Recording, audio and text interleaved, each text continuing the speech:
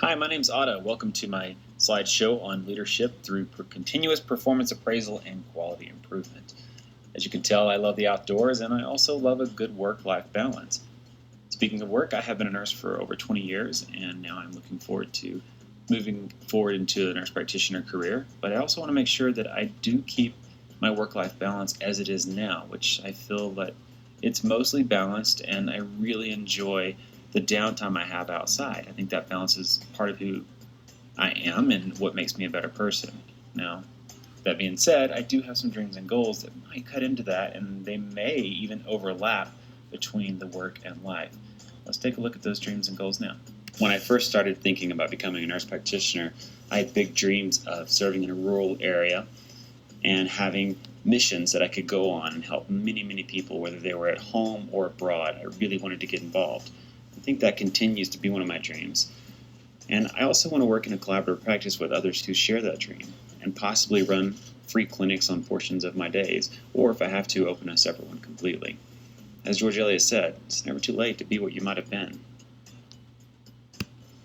Of course, I do have to set some goals up for this, and part of who I envision to be is a cardiovascular nurse practitioner for at least half-time, and then rural health care for the other half-time. This will greatly increase access to care for a lot of people who don't get that specialty care in the rural setting, and hopefully me coming to them would reduce the cost. Just a small thing that I feel like I can do as a nurse practitioner. Now that you know a little bit about who I am, let's talk about the kind of work I'm going to have to do to get there.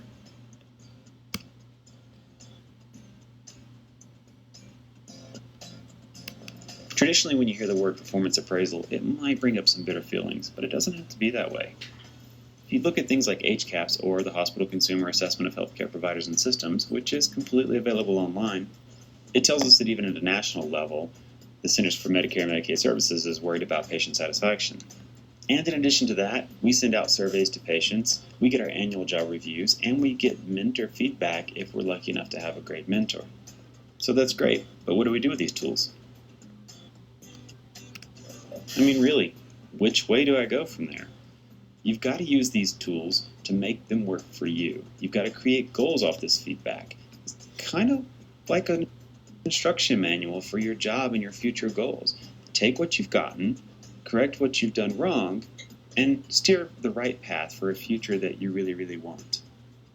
And this should always be done. Your performance should be adjusted and improved. But how do you improve that? Let's look at that next.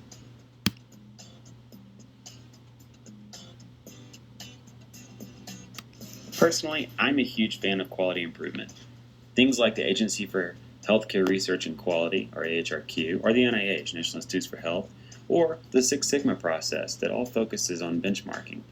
These are things that you can do to help improve the quality of care that you are giving to your patients. It has to get a little more personal than that, though. So maybe we want to use evidence-based practice in our care. Let's take a look at that. Being involved in quality improvement isn't necessarily boring. You can read research articles, always be involved in continuing education, maybe try to get published. Be involved in your professional organizations, or even use your technology that's at your fingertips every day to get better. You know, it's different now. Albert Einstein said the insanity definition is doing the same thing and expecting something different. I love that one. But think about it as a crash test dummy for these cars. You know, they do this for a reason. They didn't get it right the first time, and, well, you have to keep trying to get things better and better.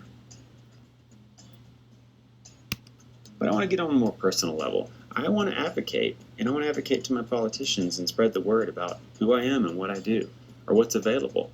Maybe some of my local associations have something for me. I have to be active in those.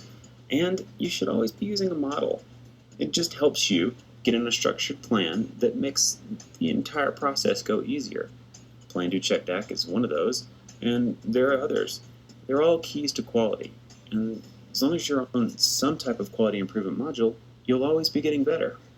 So get involved in research, and if technology is your thing, use it to your fullest advantage. Show others how to do it. But I have to have a more personal plan myself. Let's take a look at that.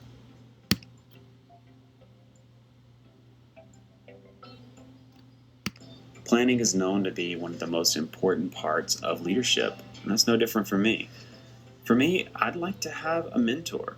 I'd like to precept and then even become a mentor. And yeah, maybe ultimately become a professor. That's something I can do that I believe I can lead with. And if you're going to be leading, you probably need a way of measuring your progress. What could that be? Just like our government has a system of checks and balances, well, maybe we should too. We should always check ourselves. Make this a yearly or a quarterly thing and ask yourself, did I get involved in my professional organization? Am I using my mentor the way I should be? Is research part of my practice? Well, and then go from there. The biggest thing is, if you are on a performance appraisal and quality improvement plan that's continuous, well, your education will never end. Look at the likes of Henry Ford and Michelangelo. They just urge you, never stop learning.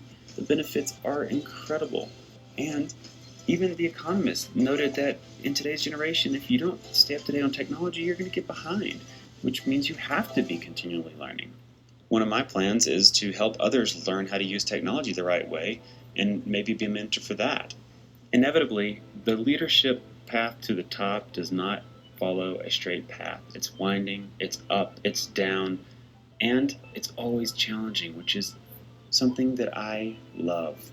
And a great way to stay on that path to the top is to have a concrete plan for performance appraisal and quality improvement. It will not steer you wrong, and I promise you, you definitely won't be sorry for it.